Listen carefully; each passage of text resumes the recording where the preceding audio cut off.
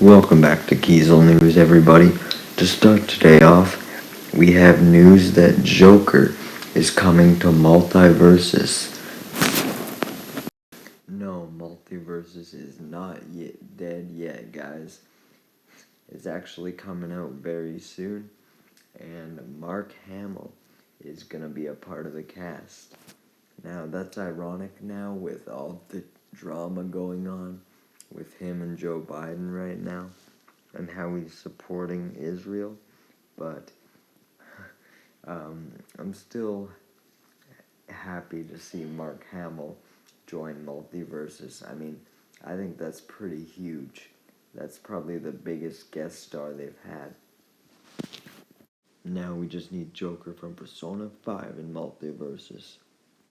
Next up, apparently there is a new live-action Dora movie coming.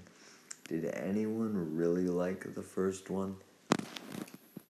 Well, apparently, because it has 85% on Rotten Tomatoes.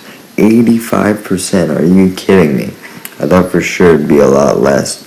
But Samantha Lorraine has been cast. So I don't recall her being the original Dora, so they just recast her, alright. I looked her up, and the only thing that is notable about her career is a Walking Dead spinoff, so maybe Dora will fight some zombies or some shit. Next up, we have more Switch 2 leaks. So, I don't know shit about RAM or any of the advanced tech, but the two things that are sticking out to me is the 256 gigabytes of storage, as well as the built-in microphone. The 256 gigabytes of storage is an absolute must, because I should not have to buy the amount of SD cards that I have just because I like to buy games digitally, especially with the gaming industry pivoting towards digital releases. You should at least make sure your consoles have the storage space available, so I don't have to spend hundreds of dollars on SD cards. And as for the built-in microphone, I don't know if that's very reliable, because why would they put it in now? Do they not want you to use the Nintendo Switch Online app to talk to your friends? Maybe they realized that people were just using Discord anyway, so they're just like, alright, fine, we'll put a microphone in. Next up, Marvel just announced their first ever interactive story that is based on What If. So it's basically just What If Season 3 before What If Season 3 comes out. But the downside is that you can only experience this on the Apple Vision Pro. So not only do you have to pay out the wazoo for Disney Plus, you have to pay out the wazoo for Apple Vision Pro. Are you fucking serious? Especially with the Apple Vision Pro now being discontinued for the time being, a lot of people aren't going to be able to experience this. So I think it's just going to end up being a waste of money for Marvel and Disney at this point. Don't get me wrong, the actual concept is cool as fuck. Getting to go into these weird-ass realities yourself instead of just watching them is perfect, and is the perfect way that the What If media should be distributed, even more than the show.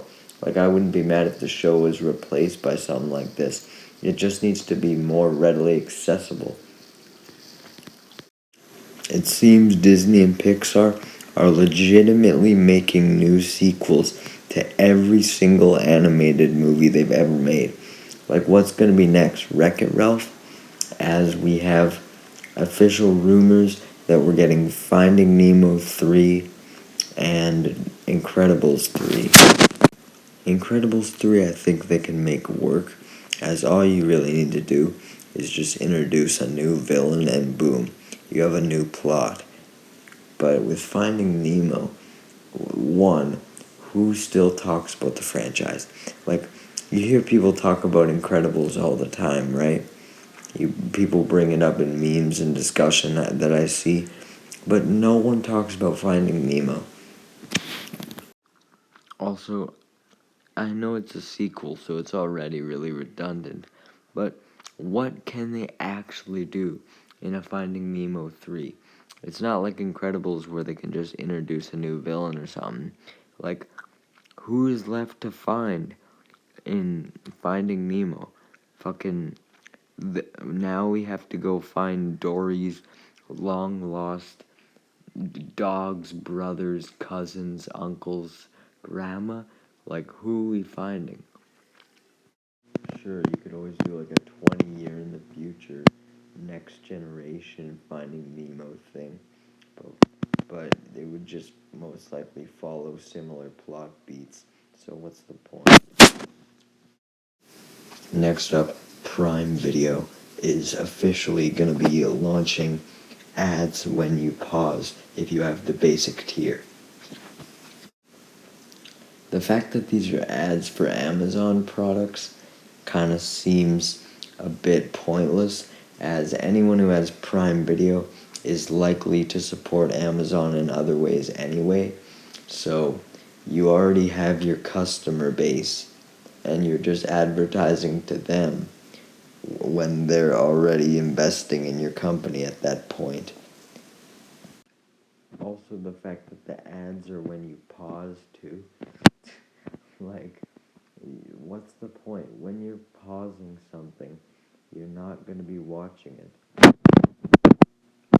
I guarantee you the ads will be super loud, like they do on cable TV sometimes late at night, so that they can still advertise to you even while you're taking a shit in the bathroom. Lastly, for today, Ted Season 2 has officially been confirmed. Let's fucking go. This is actually the most hyped piece of news I think I've covered in the last week or two here on Kiesel News. I loved the first season of Ted. Not every joke landed, and the later episodes weren't as good as the first few, I would say, but there was a lot of good jokes in there. There's plenty of room for future seasons, too, as we could follow the series all the way up to the point where we need Mark Wahlberg to come back. So, I'm just excited to have more Ted in my life, man. I wouldn't be surprised if this also means Ted 3 is happening, as there was no plans for a Ted Season 2, and now suddenly it's coming. So, maybe Peacock is like begging for exclusive rights to Ted 3 or something. Guess we'll see.